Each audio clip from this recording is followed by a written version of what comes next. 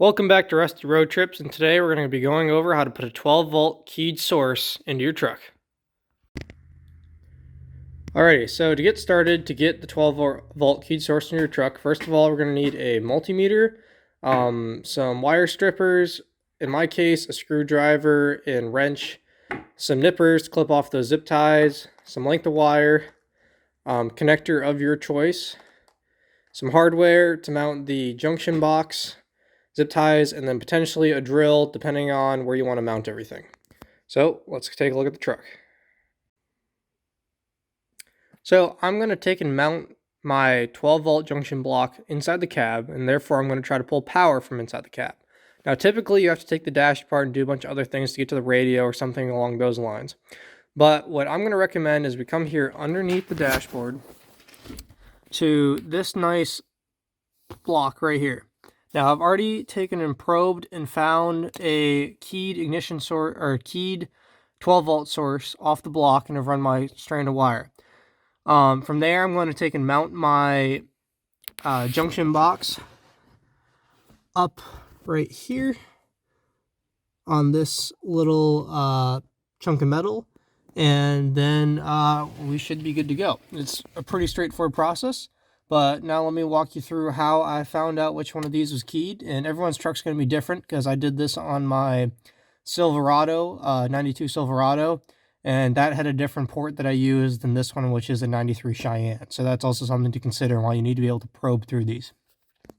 But yeah, let me get started and I'll take and show you. So now that we know where we want to pull the power from, I have my multimeter out. I have my ground attached right up there. And then I have my probe. And as you can see, we have the key off. I'm going to probe one of them right here. With the key off, see we have 12 volts, but it's not on a keyed source.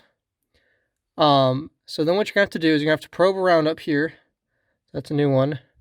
Now that one's off. So now that we know that that one's off, I'm going to fix my thing there, and I'm going to come up here and I'm going to turn the key to auxiliary. And now that the key's on auxiliary, you see how nothing's changed. So that one's not a 12-volt source. So now just kind of go around your junction block and do that till you find one. And what I have here is I have this wire attached to my 12-volt source. And see, the key's off, and therefore there's no voltage going through it. And now I'm going to turn the key on. Come back here. Grab it again. And now we have 12 volts. So that is the process of finding where to pull your 12-volt source from. And then what I've done is I've taken a section of wire in that connector, and I have stripped both ends and attached it to the connector, as you can see, right up here, and then put it right into that pin. So now it's nice and secure, and we have a length of wire to work with to take and figure out where we want to take and attach our junction block. So now that we know where we're pulling our 12-volt keyed source from, we now have our junction block. We gotta figure out where to mount it. So on my Silverado, the radio is removed, and I was able to utilize this hole and kind of this cutout right here. You can see that, this cutout right here, to mount the junction block. However, in my Cheyenne here, the radio is still installed. So what I've done is I've come over here and utilized these holes. We're gonna mount it up right here. However, this front hole didn't exist about 10 minutes ago, and I had to come in here and mark it up and drill it out. You can mount this just about anywhere. I originally considered mounting one right here, and it actually clears the emergency brake. You can mount it on the dash, who cares? So it's really up to you, but these are the two areas where I'm mounting my junction blocks, and I'm going to go ahead and get that put together. So now that we got our junction block mounted up here, we can take our wire that we attached to the 12-volt keyed source. I'm going to come in here, I'm going to splice it right up to here to this nut. I have a lot of excess wire here, so I'm going to take and cut this and cut it to length right about there, and we'll get it mounted right up.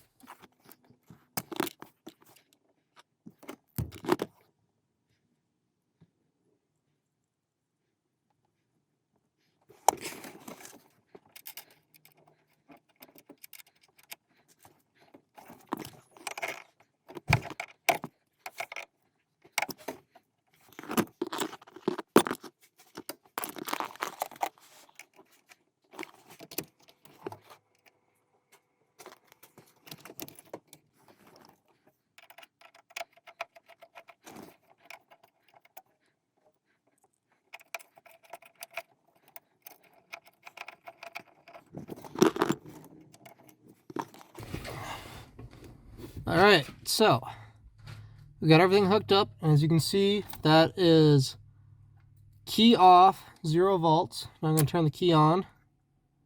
Boom, 12 volts. Keyed source. 15 minutes or less, guys. Thanks for watching. I'll catch you next time on Rusty Road Trips.